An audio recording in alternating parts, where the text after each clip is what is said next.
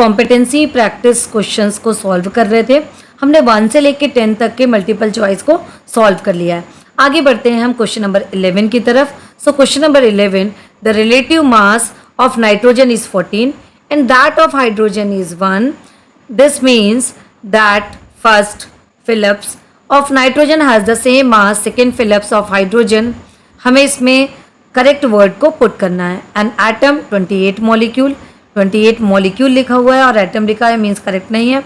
An atom and 7 molecule, a molecule 14 atom, यहाँ पे molecule 7 atom. Correct answer हमें इस पे बताना है. So correct answer is an atom 7 molecules. Next question देखते हैं. क्वेश्चन नंबर है 12 जो कि है स्टडी ऑफ कंपाउंड से लिया गया है. और अभी क्वेश्चन नंबर 11 जो किया हमने वो हमारा मोल कॉन्सेप्ट से था और क्वेश्चन का डोमेन क्या था, ये क्वेश्चन था एनालिसिस क्वेश्चन था. Now next question is question number 12. A students react copper turning with cold dilute nitric acid in a test tube.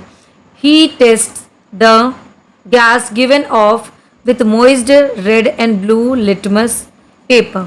What is the name of the gas that evolved and what is the final color of litmus paper? हमें अब बताना है कि ये gas कौन सी थी और क्या है ये जब हम लिटमस पेपर्स में यूज़ करते हैं. तो first one is NO, no change in blue and red litmus paper, ये करेक्ट है.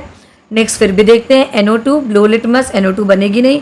N2 no change of blue and red litmus, N2O means correct answer is NO, no change in blue and red litmus paper.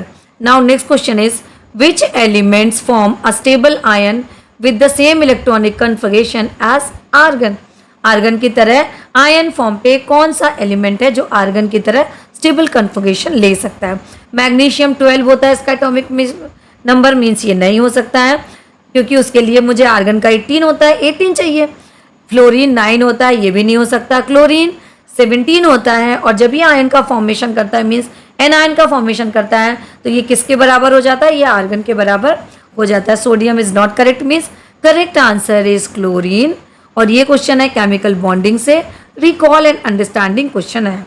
अब हम बात करते हैं question number 14 की जो कि हमारा ऑर्गेनिक केमिस्ट्री का क्वेश्चन है और ये डोमेन कौन सा है? ये है अंडरस्टैंडिंग क्वेश्चन.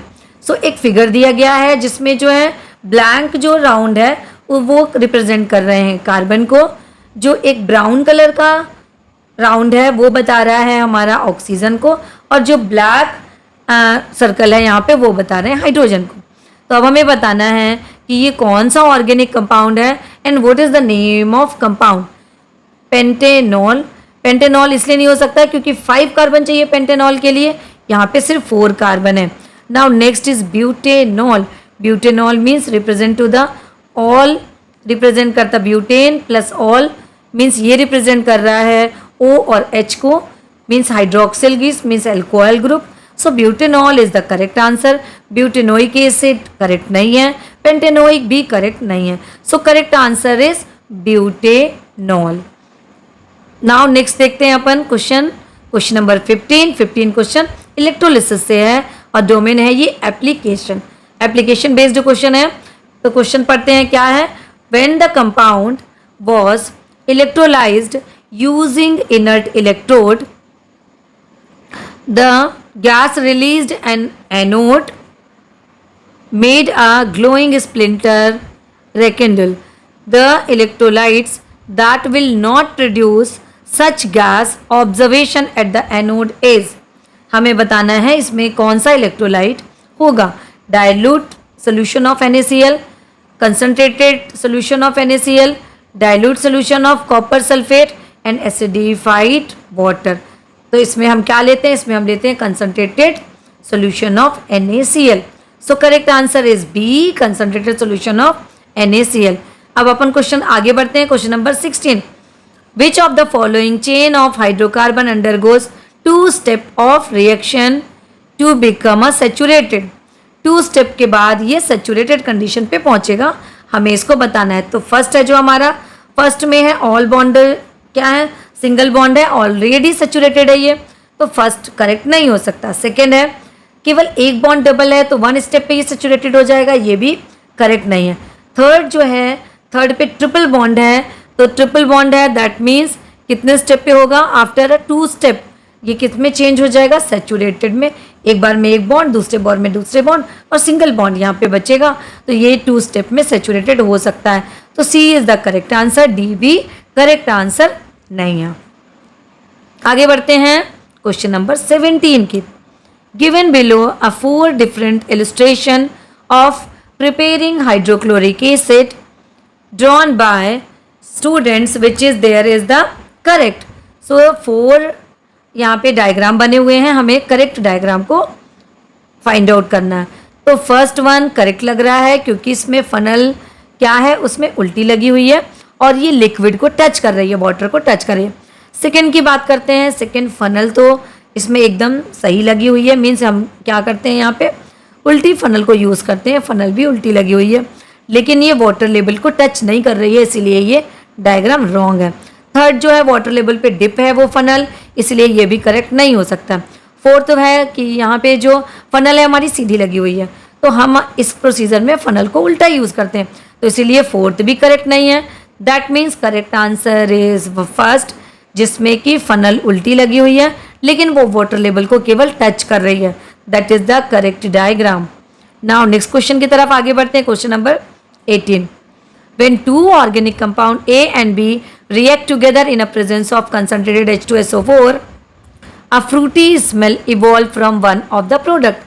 ये दोनों ऐड करेंगे, उसमें एक फ्रूटी स्मेल जो इवॉल्व करने वाला एक प्रोडक्ट का फॉर्मेशन हो रहा है। If A has the functional group OH, A का फंक्शनल ग्रुप OH है, विच of the following stand for the functional group of B। तो फंक्शनल ग्रुप ऑफ बी किसको बताएगा, COOH मीन्स कार्बोक्सिलिक ग्रुप अगर लगा हुआ है तो उसमें क्या है, फ्रूटी स्मेल होती है, तो COH है, मीन्स अगर अकेला OH होता तो ये एल्कोहल को रिप्रेजेंट करता, लेकिन डबल सिंगल बॉन्ड OH और डबल बॉन्ड में ऊपर O लगेगा, मीन्स ये कार्बोक्सिलिक ग्रुप को रिप्रेजेंट करता है COOH। और इसको IUPAC में हम इसमें सफिक्स ऐड करते हैं oic acid. So 18C is the correct answer. Now question number 19. Given below are the 4 covalent compound. यहाँ पे 4 covalent compound है, वाटर है, कार्बन टेट्राक्लोराइड है, क्लोरीन गैस है और अमोनिया गैस है। Which of the following represent the correct order when they are arranged in their increasing number of covalent bond? मुझे covalent bond को इंक्रीजिंग नंबर में arrange करना है, मीन्स सबसे कम कोवेलेंट को पहले रखना है, जिसमें सबसे ज़्यादा है उसे लास्ट में रखना है। तो कोवेलेंट बॉन्ड देखिए, क्लोरीन में केवल एक कोवेलेंट बॉन्ड है, मीन्स C सबसे पहले आएगा। उसके बाद वाटर पे 2 कोवेलेंट बॉन्ड है, 2 कोवेलेंट बॉन्ड, उसके बाद A आएगा।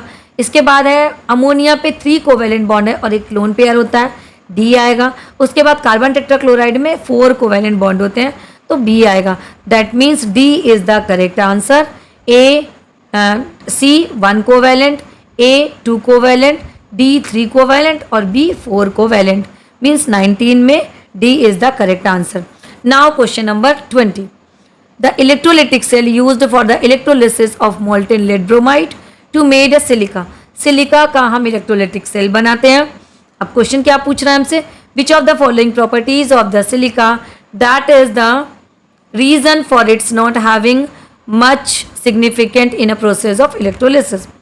So hard and strong, second non-conductor of electricity, non-reactive, fourth is withstand high temperature.